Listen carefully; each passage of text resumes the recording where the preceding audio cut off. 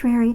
I'm back working with one of the Jesse James Beads limited edition collections. It is called the Year of the Snake. I already did a really beautiful bracelet set with this collection, but I could not ignore this beautiful snake chain. And I have to preface this work by saying I'm not a reptile lover. I love animals and nature, and I love to photograph it, but this is just fascinating. I left it on my mat because this chain is so cool. And really and truly, you could just put a clasp on this and wear it just as it is, or use it as a layering piece with other things. But look how fluid and malleable the links on this chain are. It's absolutely amazing. And so what I decided to do, because it also just feels so good on your skin, it's almost not metallic because it's so fluid. So what I decided to do is use this beautiful bead strand. I'm going to cut this apart. Part of this collection is this assortment of spacer beads. There's large hole and small hole, so they may go in. But what I decided to do is to make a little beaded focal section, and I'm going to make this necklace so that this is behind the head, and what you would normally expect to be the clasp, I'm going to have a beaded focal section in the front, and it's going to be a front clasp necklace. And so this part just would feel so good around your neck, and then the beauty of how this chain is finished will be in the front. So what I'm going to be using is my Soft Flex Satin Silver color. This is the 49 strand all-purpose bead stringing wire, and it also is very malleable, and it's my favorite bead stringing wire. And this color is absolutely perfect with the gunmetal and the silvers in the collection. And I've started this little piece to show you what I'm going to do. So on this end, I have used a small piece of French wire to make this loop, and I've used a number 2 gunmetal finish crimp tube and my magical crimping plier. And what I wanted to show you is what it looks like when you just do a plain loop, because I often say Soft Flex bead stringing wire comes in so many beautiful colors that I let it show and I let it be part of my designs most of the time. But since this is going to be the front closure, I just wanted to make a loop through one of the crimp tubes and just show you that it would look like that, and then of course that would be crimped. But look how pretty this looks with the little silver French wire on the end. And so my jump ring can go right through there and connect my focal of beads. So that's going to be the plan. You can also string a wire guardian. They are not my favorites. They look, I don't know, they look a little, I don't know. I prefer this when I want like a really pretty finished loop or seed beads. So, but I decided that the French wire was just really perfect for this, and some of you may not be familiar with it. So I'll show you how it comes when we get to that. But I need to cut this strand apart. I don't want to lose my little crimp tube. I want to cut this strand apart. And also I wanted to say that I have this pave, this I put some crimp covers in the dish, and it's magnetic. I have this pave magnetic silver clasp, and I love these because they look like a bead.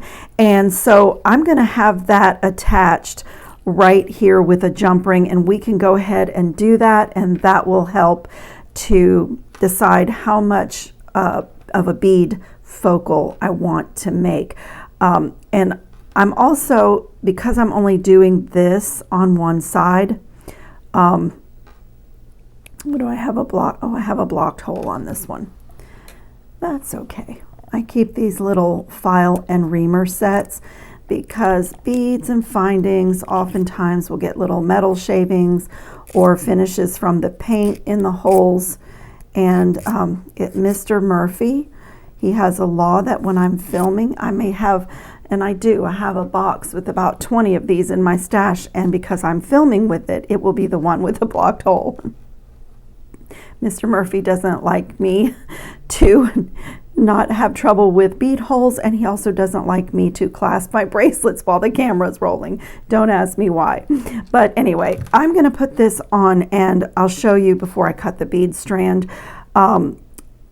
I don't want, I mean, honestly, you could string this whole strand. I say that all the time because the designers at Jessie James Beads do such a great job with the strands, and it's just stunning. And there's this focal bead here, and then it is flanked by the same pattern on either side of it. And honestly, you could add that right on, but since I'm using this magnetic clasp as my closure, I'm going to change it up a little bit. I think I'm going to maybe take this and put it on this end. Let me cut it open and play a little bit. But I don't think, like I said, you could really just one and done. There we go. And so again, I'm not using this in the symmetrical way that it's on the strand that I cut, because I want it to be just a little random focal of beads. Look at that, it's so pretty. And that way, where it meets up with my bead looking clasp, you know, it will just look purposeful. I'll try a black crystal. So I'm just going to continue to play with my stringing until I have this full and until I like it. I wasn't even sure if I was going to use this focal bead or actually save this for another piece, because it's got some weight to it, and this would even be pretty as a drop. And I just realized that the hole on this bead is really big, and my number 2 crimp tube is going to want to go right down inside that hole. So I'm actually going to finish this stringing with just a little round, just a little glass bead, and I'll show you what the French wire, how it comes. And I'm going to feed on my crimp tube first, and then I'll show you how the French wire comes for those of you who are not familiar with it. It comes like this, and this is almost like a microscopic little coil. If you pull on it, you'll damage the wire, but I don't know if you can see, but it's springy because it's like a teeny tiny little coil all the way through, and you only need a little bit, just enough to make a loop. So I'm going to come right there and just snip a little piece off. I picked this up at bead shops. I have ordered it from Amazon. It's, you know, it's a nice alternative to finishing your wire when, I mean, usually I do let my soft flex wire just kind of be part of the design, but your bead stringing wire, let me give it a nice fresh cut on the end, but your bead stringing wire goes right in that, surprisingly, that the 49 strand fits right inside that little coil.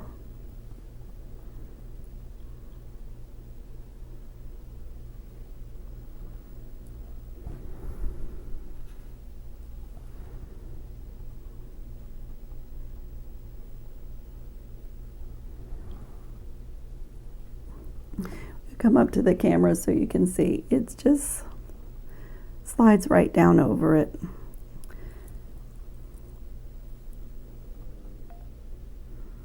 Now I have a little, I need to just make a clean edge. It's stopping it from going down over the wire, so I just snip off. See, I don't know if you can see, but I just had one, because this is like a microscopic coil, and I just had one little tiny bit there that was keeping it from sliding. So then from here, it's the same as a crimp, a normal crimp. You just feed your bead stringing wire back down through your crimp tube, and if it will go, it's nice if it goes through the first bead or so. Looks like I might be able to do it.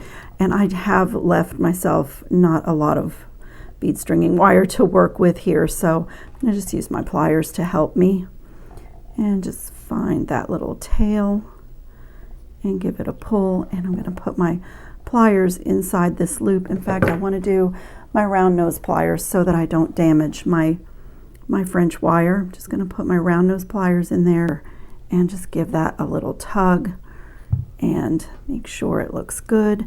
And now I'm going to come in, whoops, I see a little space, there we go.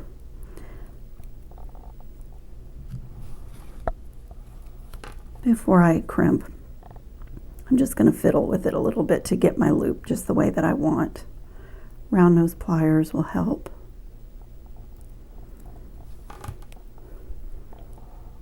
Okay, that looks good. And so now I'm going to come with my magical crimping plier and just like normal, I'm going to fit that number 2 crimp tube in the well. And I get so many questions. Even one of my friends that got this, she's having trouble.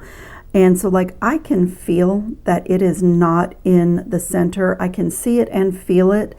And so if I were to close down before I feel that it's actually in the center, and I'm going to give myself a little bit more space too. I'm going to get the crimp tube a little bit more away from my loop and my French wire. Just a little bit. There, that's better. But if you close down before you feel like that time I felt that it's in the center, you won't pinch the 4 corners and make 4 corners on the tube, but I can feel that it's in there. So now I'm going to close down, then I've pinched the 4 corners of the tube, and now I need to make sure that I feel that it's right in the center of that well, or that single divot in this plier in the opposite direction, and that's what begins. I feel it not in there. I'll just go till I feel it slip in the well. Yep, right there. And then close the plier, and then you just go around maintaining that position in the plier and opening and closing a few times. And when you take it away, you'll have a little bead. Okay, so it looks like that. But I think I am going to put crimp covers. I'm going to trim away my excess wire here, and I think I am going to put crimp covers over the magically crimped. Because I put a couple of them out here because I was just thinking that since this is in the front of this necklace, that it would look good. So I'm going to just slip the crimp cover right over my little bead that I just made, and just really gently close it. And the secret to this is not to be too aggressive. Just go a little bit at a time, side to side. You just want to close up that seam. So it looks like that. So that is a really, really pretty finish. I'm going to put one on this side, do the exact same thing. So that's, you don't have to put a crimp cover when you use the magical crimping plier, but it does make a very, very small bead. And so like for me, I'm looking at the scale, the chunkiness of this chain, the chunkiness of my focal bead section, and I just think that that little silver ball on the end just looks really nice. So now this is just simple connecting. I'm just crazy about this bead, so I'm going to save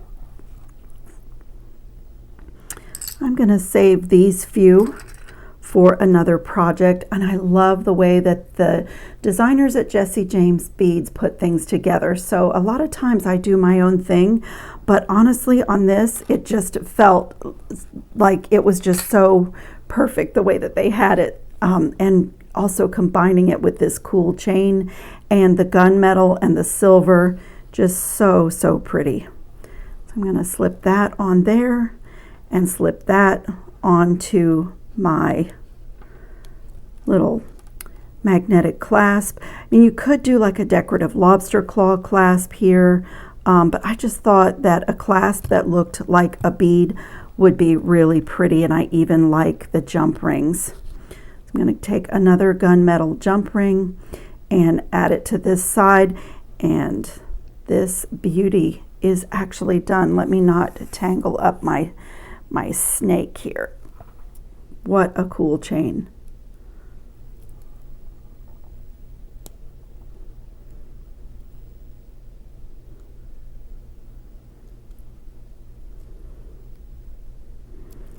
Okay. So look at this necklace, you guys. It's so gorgeous. It's just so gorgeous. And this, just like I said, it feels so good on your skin. It just feels slinky and smooth and silky, and it's just so fluid.